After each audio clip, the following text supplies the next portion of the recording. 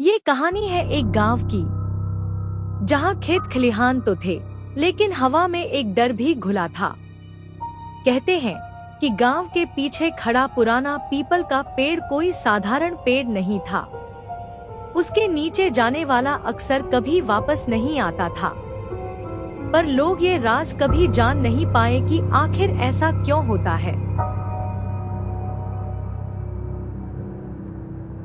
अरे अरुण भैया, इस वक्त कहाँ जा रहे हो, हाथ में कुल्हाड़ी लिए?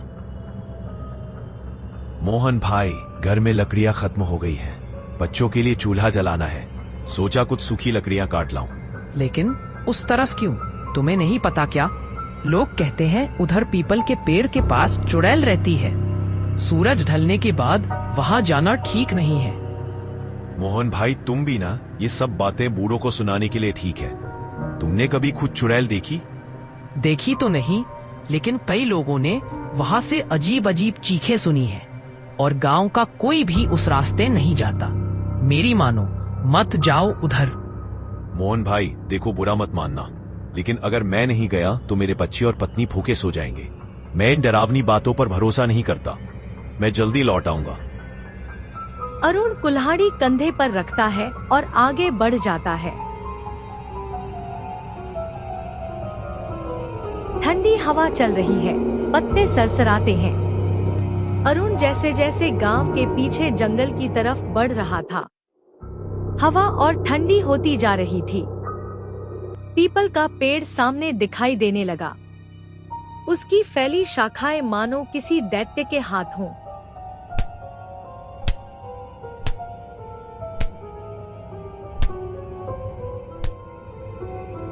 अरुण झुककर लकड़ियां उठाता है। तभी दूर से रोने की आवाज आती है। ये कैसी आवाज है? लगता है कोई बिल्ली रो रही है।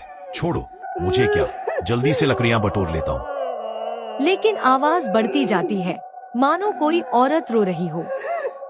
इधर उधर देखकर, नहीं, ये आवाज तो पेड़ के उस पार से आ रही है। कौन हो सकता है वहाँ?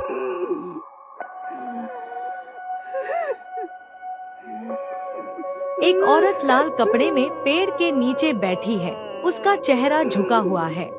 अरे बहन जी, आप यहाँ अकेली क्यों बैठी हैं? रो क्यों रही हैं? कोई तकलीफ है क्या? मुझे बताइए, मैं मदद करूँगा। औरत चुप रहती है, सिर नहीं उठाती। आप मेरी बात सुन रही है ना? अकेले ऐसे बैठना ठीक नहीं। रात का समय है, गांव दूर है। बोलिए भी, सब ठीक है ना? औरत अब भी चुप रहती है। बड़ी अजीब बात है। मैं मदद करने आया हूँ और ये जवाब ही नहीं दे रही। भलाई का जमाना ही नहीं रहा। tidur lagi ha.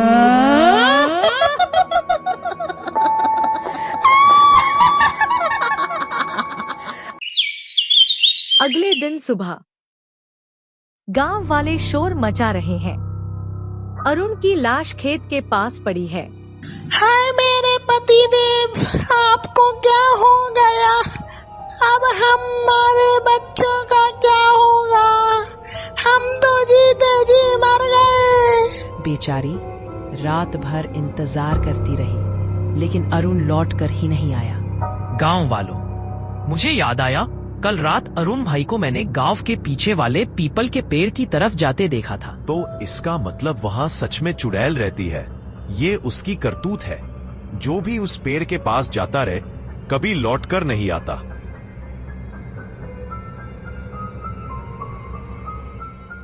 उस दिन के बाद से पूरे गांव में दहशत फैल गई। लोगों ने पीपल के पेड़ के पास जाना पूरी तरह बंद कर दिया। सूरज ढलते ही गांव की गलियां सूनी हो जाती थी। हर कोई बस यही कहता, उस पेड़ के नीचे मौत रहती है। अरुण की मौत ने गांव वालों के दिलों में डर को और गहरा कर दिया था। गांव के लोग मान चुके थे कि पीपल का पेड़ शापित है। अगले दिन सुबह इसी बीच शहर में पढ़ाई कर रही अरुण की बहन नंदिनी कई साल बाद गांव लौट रही थी। उसे नहीं पता था कि उसका गांव अब अंधविश्वास और भय की चपेट में है। नंदिनी गाड़ी से उतरती है। उसके हाथ में किताबें और एक छोटा बैग है। वाह, कितने सालों बाद गांव की मिट्टी की खुशबू महसूस कर रही हूँ। लेकिन ये कैसा सन्नाटा है। पहले तो यहाँ बच्चे खेलते दिखाई देते थे, अब सब घरों में बंद क्यों है? पास से गांव का बूढ़ा आदमी गुजरता है। काका नमस्ते, सब ठीक है ना? गांव इतना सुनसान क्यों रह रहा है? बिटिया, भगवान तुम्हें बचाए।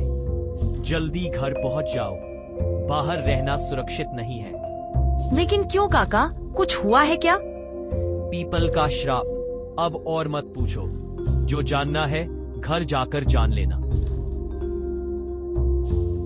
वह जल्दी जल्दी निकल जाता है। नंदिनी चौंकती है।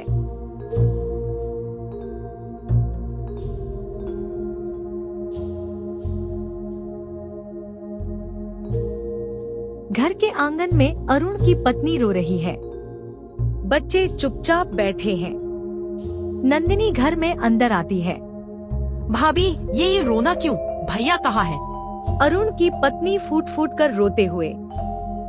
तेरे भैया इस दुनिया में नहीं रहे, उन्हें पीपल की चुड़ैल ने मार दिया। नंदिनी हैरान होती है। क्या ये कैसी बातें कर रही हो भाभी? ये 21वीं सदी है, चुड़ैल उड़ैल जैसी कोई चीज नहीं होती। जरूर किसी ने झूठ फैलाया है। मोहन घर में आता है। नंदिनी, ये झूठ नहीं है। मैंने अपनी आंखों से अरुण को उस पेड़ की तरफ जाते देखा था। सुबह उसकी लाश खेत में मिली। गांव में ये पहली मौत नहीं है। पहले भी कई लोग ऐसे ही गायब हुए या मरे हुए मिले। तो क्या सब लोग बैठकर डरते रहेंगे? किसी ने कोशिश नहीं की ये जानने की कि सच क्या है? कोशिश तो की, लेकिन जो भी आगे बढ़ा वो वापस नहीं आया।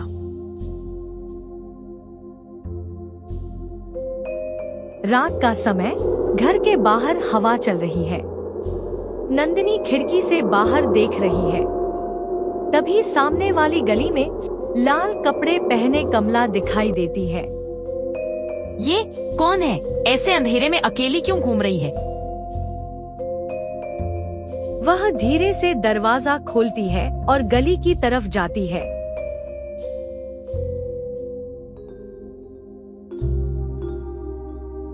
बहन जी रुको, आप कौन हैं? कमला रुकती है। तुम यहाँ नए हो क्या?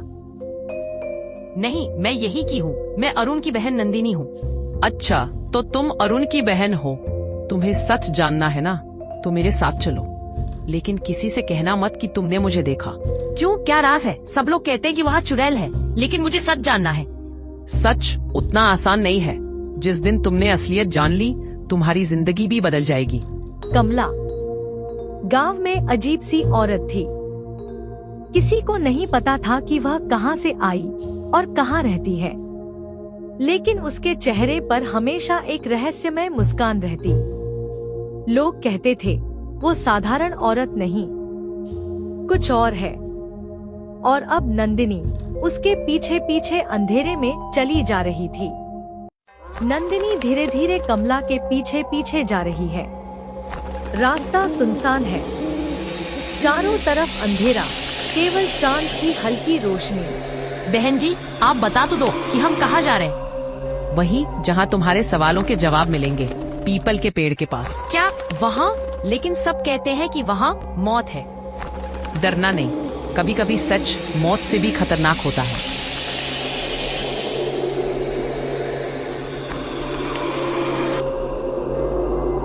हवा अचानक तेज हो जाती है। पेड़ के पत्ते जोर जोर से हिलते हैं। एक अजीब सी फुसफुसाहट सुनाई देती है, जैसे कोई मंत्र बोल रहा हो। ये कैसी आवाजें हैं? क्या किसी ने सच में यह तंत्र मंत्र किया है? हाँ, कई साल पहले इस गांव में एक औरत को डायन कहकर जिंदा इसी पेड़ से बांध दिया गया था।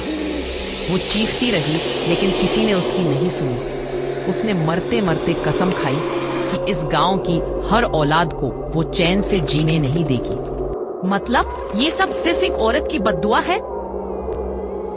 बद्दुआ नहीं, श्राप। और जब तक उसका श्राप टूटा नहीं, ये मौतें ऐसे ही होती रहेंगी।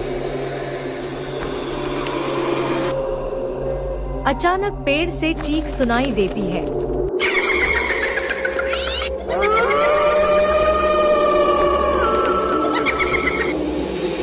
डरकर पीछे हटती है।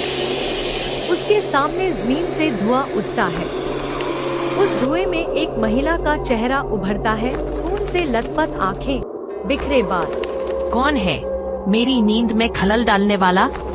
हाँ, ये क्या है कमला? ये क्या हो रहा है? ये वही है जिसके बारे में तुम सुनती रही हो। नंदिनी कमला की तरफ देखती है। उसकी आंखें लाल हो चुकी हैं। चेहरा अब इंसान का नहीं लगता। नहीं, ये सच नहीं हो सकता। तुम इंसान नहीं हो। हाँ नंदिनी, मैं वही आत्मा हूँ जिसे इस गांव ने जलाकर मारा था। अब मैं हर उस बच्चे का खून पीऊंगी जो इस मिट्टी में जन्म लेगा। नंदिनी के पैरों तले जमीन खिसक गई। जिस औरत को वह अब तक मददगार समझ रही थी, असल में वही इस गांव की बर्बादी की जड़ थी। अब उसके सामने असली चुड़ैल खड़ी थी। और उस रात उसकी जिंदगी का सबसे डरावना खेल शुरू हो चुका था। आसमान साफ हो जाता है, हवा थम जाती है। गांव वाले धीरे धीरे तांत्रिक के पास आकर सिर झुकाते हैं। हमने कितनी बड़ी गलती की थी उसे जलाकर, अब यही हमारी मौत बन गई। भगवान, ये तो सचमुच चुड़ैल है। महात्मा जी, आपने हमारी पीढ़ियों का श्राप तोड़ दिया। हम आजीवन आपके आभारी रहेंगे। आपने मेरी जान बचाई और इस गांव को भी। लेकिन याद रखिए, कभी किसी निर्दोष पर झूठा इल्जाम मत लगाना। उसकी चीख एक दिन श्राप बनकर लौटती है। उस रात गांव ने अपनी सबसे बड़ी गलती का प्रायश्चित किया। चुड़ैल का आतंक समाप्त हुआ, लेकिन पीपल का पेड़ आज भी उस रात की चीखों का गवाह है। लोग कहते हैं, कभी कभी आधी रात को वहां से अब भी औरत की धीमी सिसकियां सुनाई देती हैं।